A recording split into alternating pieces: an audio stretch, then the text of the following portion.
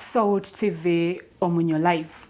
Abayizi abasoba mitwalo 34 aba senior eyokuna nga bano bakutula ebigezo byabwe ebyakamalirizo ku lunaku lwa Monday basanyufu byansuso olw'etteeka erya UNEP Act eryaleeteddwa okulwanyisa ababba ebigezo. Wabula abayizi bano bagamba nti si bamativu olw'okubanga gavumenti ebakaka okukola amasomo ga science ate nga nabo balina ebirooto byabwe. Bo abanabba ebigezo bakutanzibwa obukadde bwa Uganda 40.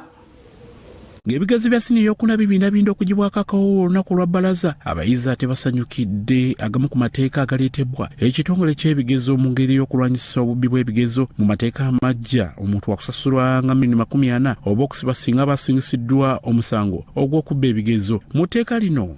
N'abagenda maaso n'okudukanya ebibuuzo bino bakwatibwa era n'omuntu yenna aba yeenyigidde mu kubba ebigezo oba n'okuyambako omuyizi abavunaanibwa. Abayizi bano betwogeddeko nabo okwogera naffe badde bagenzi maaso n'okubangulibwa mu ngeri y'okweteekerateekera ebibuuzo ebigenda okuba nga ate bigibwako akawo mangu ddala. Agree with them 100% because it is not fair if one school cheats and the other doesn't. It does not bring equality, yet we are all competing for the same spot.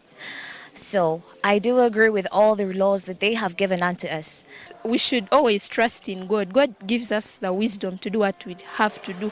So why should we cheat? Being from COVID, someone could cheat. They'll be like, I'm not so ready. I didn't read this. Let me pack this paper. But because of those rules, someone will even get scared to pack a paper. So it's very good. Wabula abayizi balazo obwennyamivu olw'ekirwadde kya COVID era nga bonna bagenze maaso n'otutegeeza nga bandi badde bali mu siniya ey'okutaano. Kyokka mu kaseera kano bali mu siniya eyakuna era abasinga obungi obwagazi bwekangamuko. Sasa zino tulina kubeera mu kibiina kya kutaano, senior ya kutaano nga tugenda mu form 6. Wala kati sasa tugenda kola UNEB. Abantu sawa zino bakitufu tino bakowe. Sasa no bawulira uli otuda mu class oli tone mu preps zoya. Kintu kyoina mu mutwe kiri nti wena kubeera mu senior ya kutaano. So is that encouragement that teachers give? Yeah? Bali nawe bakugamba sigwa soso bikola. Sasa abazadde bange ezo school fees zonna singa kati ndi mu maaso nnyo era kati ndi kumpi n'ekyensuubirira okufuuka ne kati era mukama enteekateeka yagikola era abala bangi COVID yabayisa bubi nnyo nnyo n'okusinga nze. And with the COVID, I feel like it was a big time wasted. We just seated at home. At a point, we even gave up on studies. We stopped reading. Then coming back, like switching back our minds, it wasn't all that easy. But by the grace of God, we made through. N'abadukanya amasomero ekirwadde kya COVID bakikaabaga jjulujjulu bano batuuse n'otutegeeza nga basanze okusomooza okw'amaanyi naddala n'ezimu ku nteekateeka za gavumenti naddala okwongera abasomesa aba sayansi ate aba arts ne babaleka ekyongedde okukalubya omulimu guno.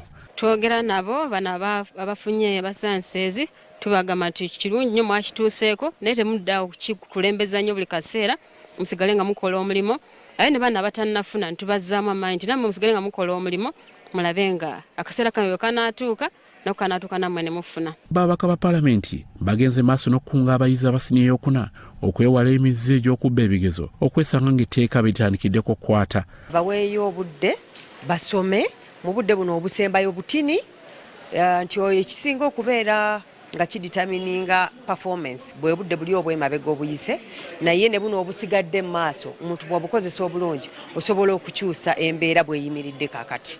Njagala okubaagaliza obuwanguzi. Bwe baba bagenda tutandika omanya nti n'ebibuuzo ebirala bikoze ekibisembedde bayina nga nnaku 18 abamu bayina like 20 days.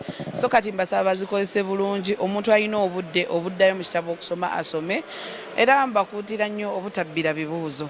Ebibuuzo mulabe nti mubukwata bulungi kubanga results zamugenda kufuna yeetaaga kubanga ntino mugikozesa okubayisa bulungi mu senior 5 ne senior 6. Abayizi abasoma mitwalo 34 bagenda okwetaba mu bigezo ebigenda okutojjera ku lunaku lwa bbalaza. Russell TV nze Grace Girinya ne Eric Sebalamo Omunyo.